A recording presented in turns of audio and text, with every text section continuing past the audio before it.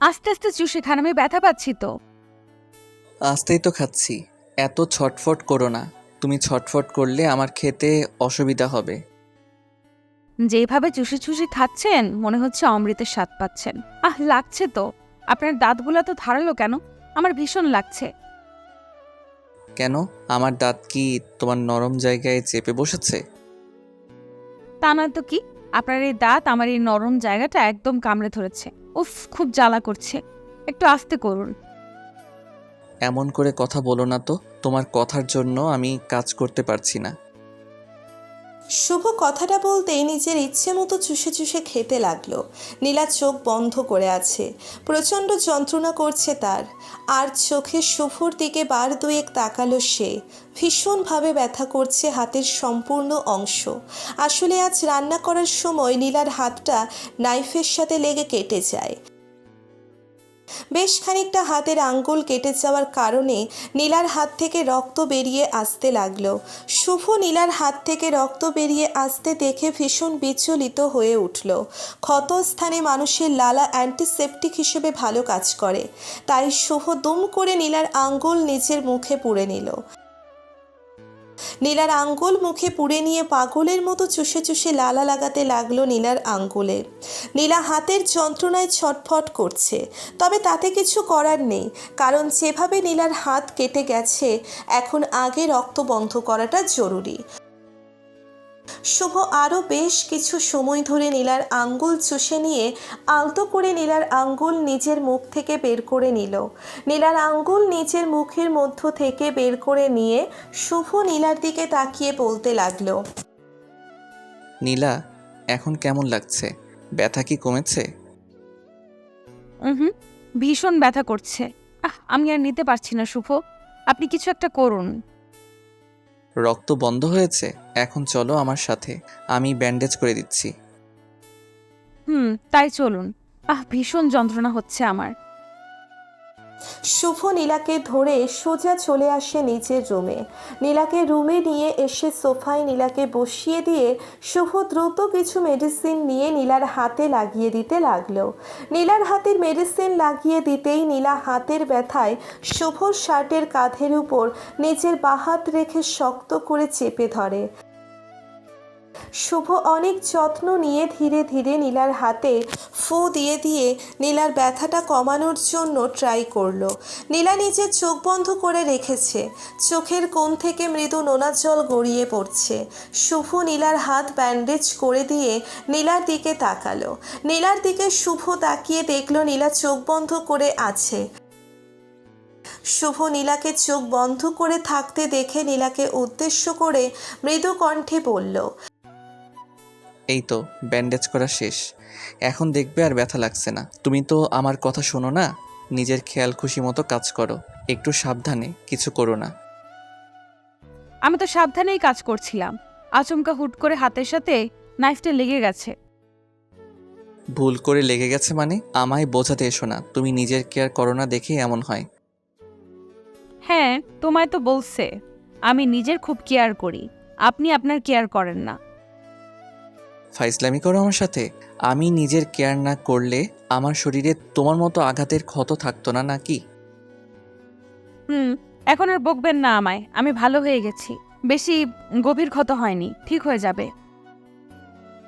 কি করে ঠিক হবে? 2 দিন না যেতেই আবারও একটা না একটা বাঁধিয়ে নিবে, তখন কি হবে? আর কিছু বাদবে না, সত্যি বলছি। আপনি আমায় নিয়ে বেশি চিন্তা করেন, তাই আপনার এসব মনে হয়। আমি এখন আসছি, আমার রান্না করতে হবে। রান্না করতে হবে মানে? কোনো কাজ তুমি করবে না।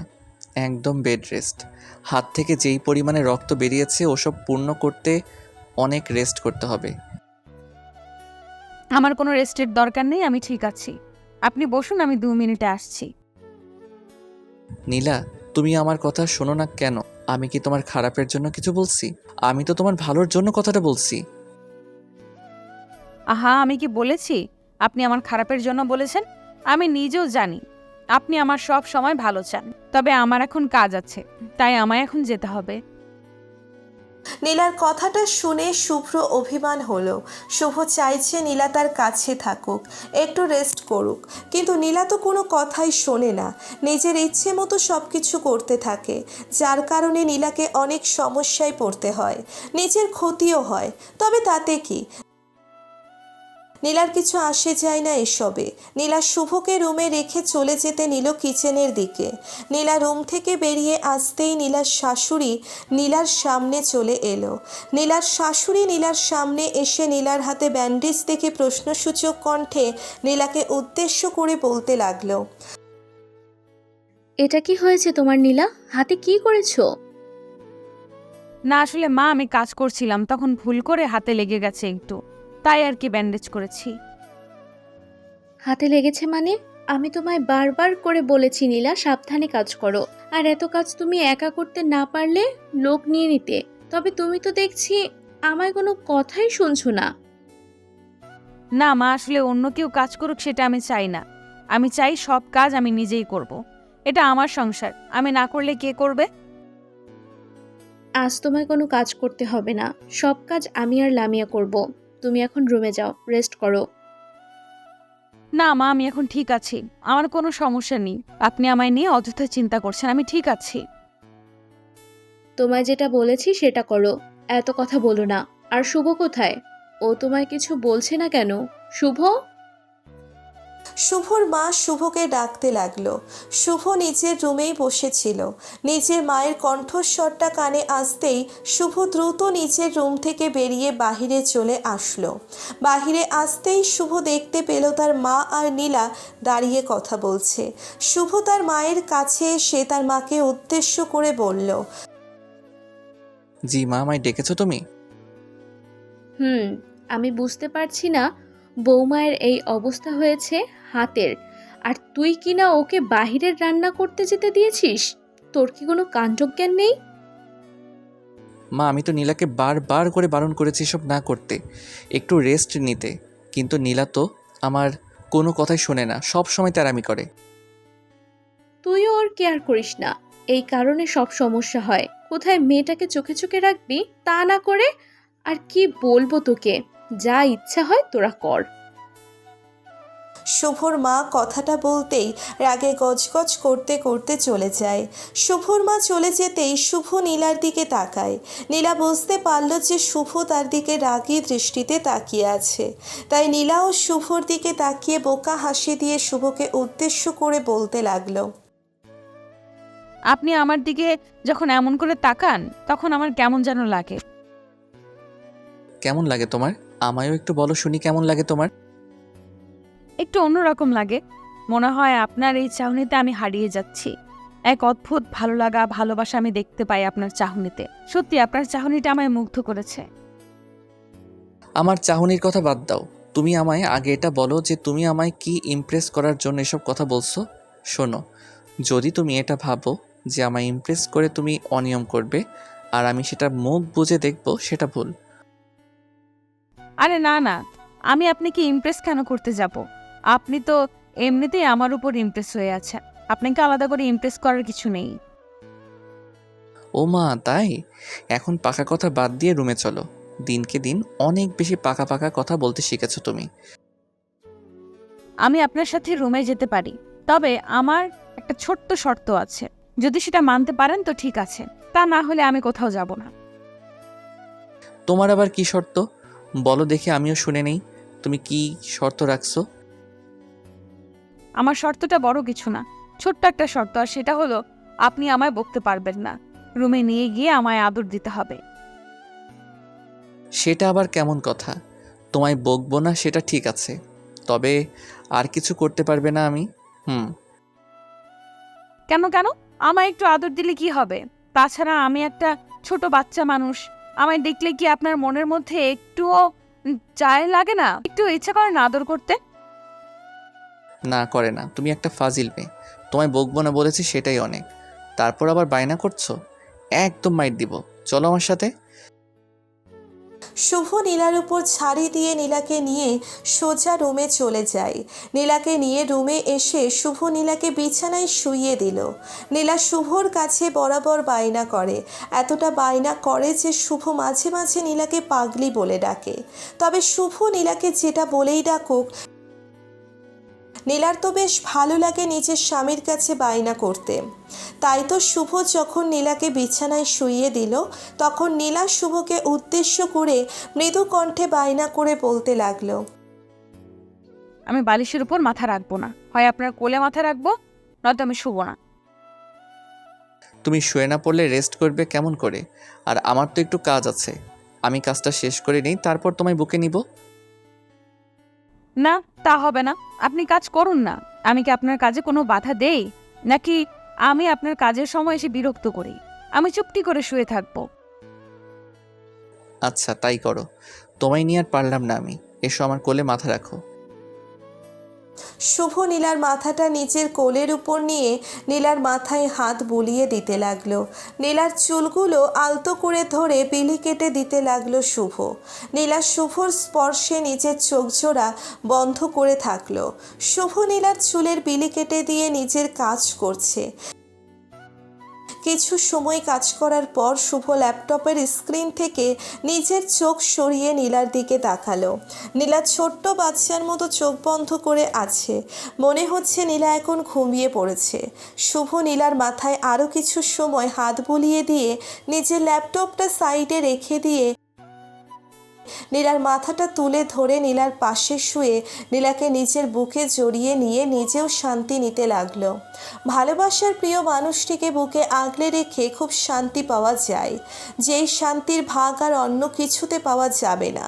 নীলা শুভ দুজন চোখ বন্ধ করে রেখে কখন যে ঘুমের দেশে তারা পাড়ি জমায় কেউ বলতে পারবে না। বিকেলের দিকে শুভর ঘুম ভাঙে। শুভর ঘুম ভাঙতেই শুভ দেখতে পায় নীলা এখনও তার বুকে মাথা দিয়ে শুয়ে আছে। নীলা আগে তো এমন করে ঘুমায়নি।